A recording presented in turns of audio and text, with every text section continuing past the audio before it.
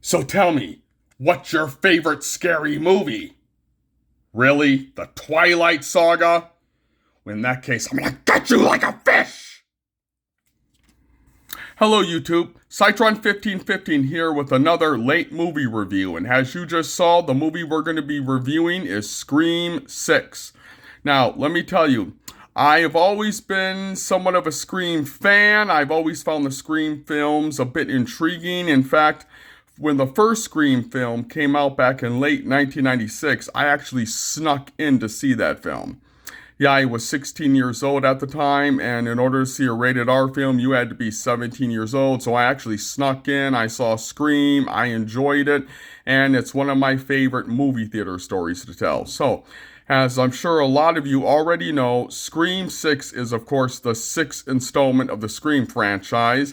And here you have returning characters, Melissa Barrera back as Sam Carpenter, and Jenny Ortega back as her sister Tara Carpenter, as well as the twins, Jasmine Savoy Brown back as Mindy Meeks Martin, and Mason Gooding back as Chad Meeks Martin, as well as returning legacy characters, Hayden Panettiere back as Kirby Reed, who is an FBI agent. That's a shock. And of course, the ever-loving Courtney Cox back as the feisty investigative reporter Gale Weathers, as well as some new characters like Dermot Mulroney as Detective Bailey, a police chief, and a few other interesting characters to my surprise, who are either victims of Ghostface or are suspects of being Ghostface themselves. So, this story, we find the core four, Sam and Tara Carpenter, and Mindy and Chad Meeks Martin in the Big Apple, New York City, attending college there. And as always, with them, you know Ghostface can't be far ahead. So, of course, the Ghostface murders start up again. We have another Ghostface killer or killers lurking about, and they could be anybody. Who are they, and what is their motive? Now, what I liked about this film are, of course, the performances. First of all, let me talk about the chemistry between Melissa Barrera and Jenny Ortega.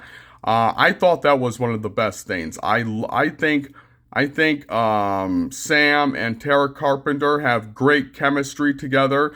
I kind of like the rivalry between them, where Tara wants her sister to stop being so overprotective and let her go. Yet you understand why Sam is so protective of her after what happened in the last film last year.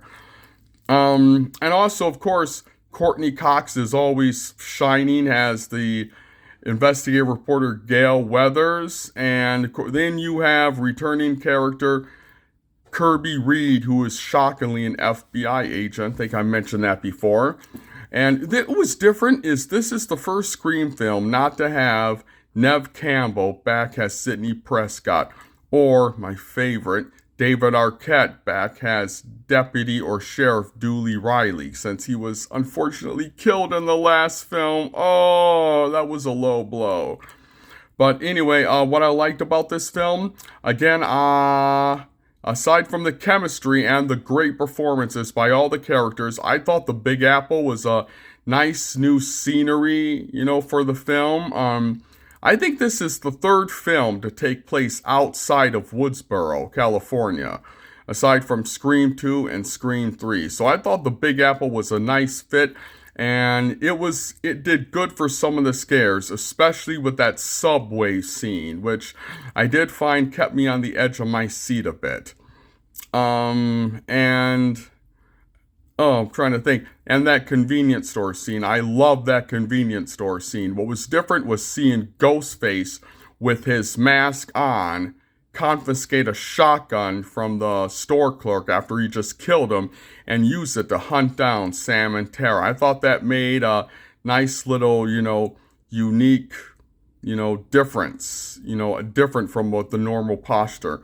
Normally in the Scream films, the Ghostface killer doesn't use firearms until after he takes off the mask, after his identity is revealed. But to do it here before we know who he is, I thought was an interesting, different touch. And now, when it comes to trying to guess who the identity of Ghostface is and what their motive is, I always keep I don't guess anymore who it is. I come up with theories such as maybe this person killed this person so they can throw everybody off their identity, or maybe the real Ghostface faked their own death to make people think this, or maybe the real Ghostface killed their own best friend or siblings to make people think this. I just come up with theories. And when the Ghostface reveal was revealed, I'm like, okay, it was a nice touch. It wasn't all that surprising, but yeah, I dug it. I liked it.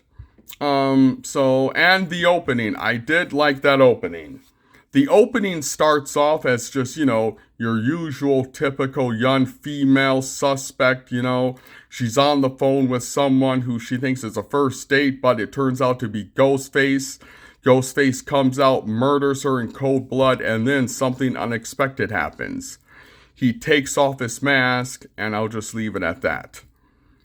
Okay, now, what I didn't like about it, there were a few inconsistencies about it. At the end, in the final battle, when the Ghostface killers are revealed, I'm thinking back to earlier when Ghostface attacked Gale Weathers and her boyfriend in Gale's penthouse apartment. That was a scene in the trailers, of course, and I'm thinking, this is a little small spoiler alert, but the real Ghostface killer can't weigh more than between 140 and 150 pounds. And I'm thinking Gale's new boyfriend, could be her boyfriend or he could be a fuck buddy, who knows. But Ghostface kills him with ease and manages to freaking throw him through a furniture. And this guy can't weigh any less than 200 pounds.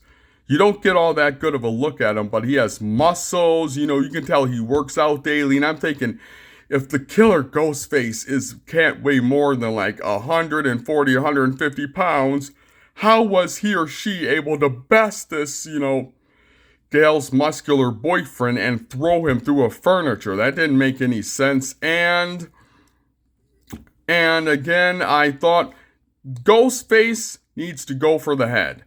In this film, you get a ton of gut shots where Ghostface stabs people in the stomach, in the guts, in the chest. If you want an assured kill, go for the head. And to me, that's always been Ghostface's problem. Ghostface doesn't go for the head. Stab a person in the brain, stab them in the eye, stab them in the ear, stab them in the temple, the head or the neck, slit their throats.